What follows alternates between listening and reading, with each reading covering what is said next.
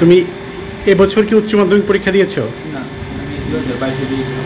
আচ্ছা, 2022-এ কোন স্কুল থেকে উচ্চ মাধ্যমিক দিয়েছিলে? নেতাজি সুভাষ বিজ্ঞান থেকে। আচ্ছা, কত পার্সেন্টেজ এসেছিল? 85%। আচ্ছা, তারপর তোমার মানে কিসে পড়ার ইচ্ছে ছিল? আমার মেডিকেল করার ইচ্ছে ছিল, এই জন্য আমি ড্রপ দিয়েছি। আর গত বছর কীরকম র্যাঙ্ক এসেছিল? টিভিজিতে গত বছর 146। আচ্ছা, আর যে নিটে? নিটে অনেক কম ছিল।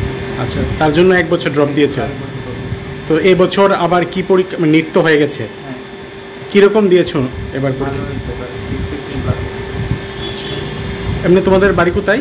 উদয়পুর সেন্ট্রাল। বাবার নাম কি? উনি কি করেন? চাকরি করেন গভর্নমেন্ট কোন ডিপার্টমেন্টে? ইলেকট্রিক। আচ্ছা, আর মার নাম?